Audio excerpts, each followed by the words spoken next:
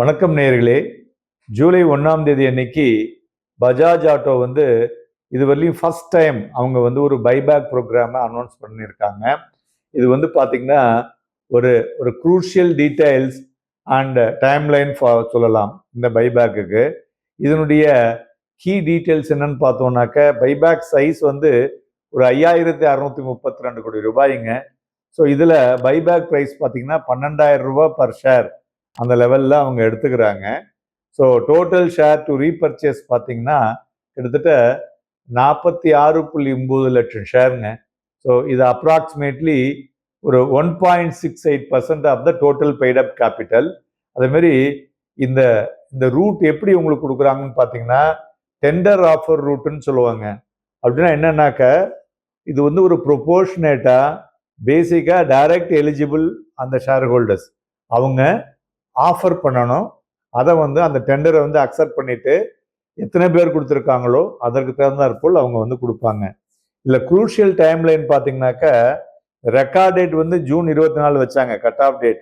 அந்த 24ஆம் தேதி வரலையும் யார் இருக்காங்களோ அவங்களுக்கு தான் இந்த பைபேக் ஆஃபரில் பார்ட்டிசிபேட் பண்ண முடியும். இந்த விண்டோ ஓப்பன் ஆகிறது ஜூலை 1, விண்டோ க்ளோஸ் ஆகிறதும் ஜூலை 7.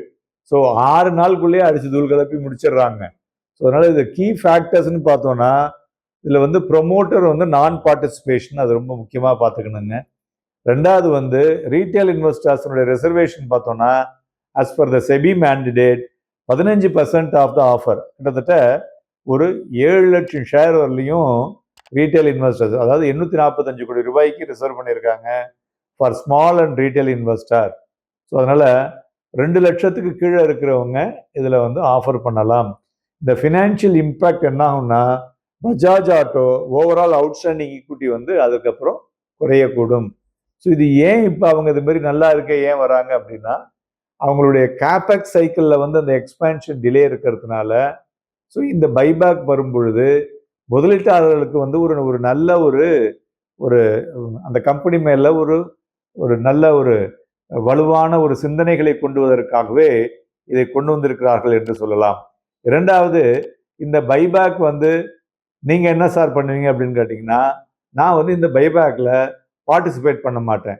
ஏன் பண்ண மாட்டேன் அப்படின்னு கேட்டிங்கனாக்க, இப்போ வந்து இவி அந்த எலக்ட்ரானிக் வெஹிக்கிள் வந்து டெல்லியில் வந்து பார்த்தீங்கன்னா கம்ப்ளீட்டாக அவங்க வந்து 2030க்குள்ள எல்லாமே இவியாக மாற்றணுங்கிறதுக்கு நிறைய என்ன சொல்கிறது டிஸ்கவுண்ட்ஸ் கொடுக்குறாங்க, மானியங்கள் கொடுக்குறாங்க. ஸோ அதனால் அந்த இவி ஃபோக்கஸ் வந்து எல்லா மாநிலங்களும் படிப்படியாக வரக்கூடும் என்ற எதிர்பார்ப்பு இருக்கிறதுனால, ஸோ இவி ரிலேட்டட் ஆக்டிவிட்டி இருக்கக்கூடிய கம்பெனிகள்லாம் நன்கு இருக்கக்கூடும் என்று எதிர்பார்க்கலாம்.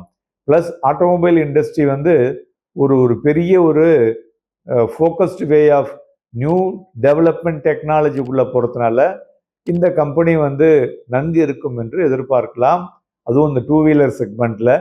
So that is the reason. அதனால் உங்களுக்கு தேவை என்றால் நீங்கள் வந்து அந்த கம்ப்ளீட்டாக அவங்களுடைய ரிஸ்க் டிஸ்க்ளோஷர் டாக்குமெண்ட்டை படிச்சுட்டு குயிக்காக டிசைட் பண்ணுங்கள், ஆஃபர் கொடுத்துருங்க. 6ஆம் தேதிக்கு வந்து 2 மணிக்குள்ளே கொடுத்தா தான் அது அக்செப்ட் ஆகும், அதுக்கு மேலே அக்செப்ட் ஆகாது. நன்றி, வணக்கம்.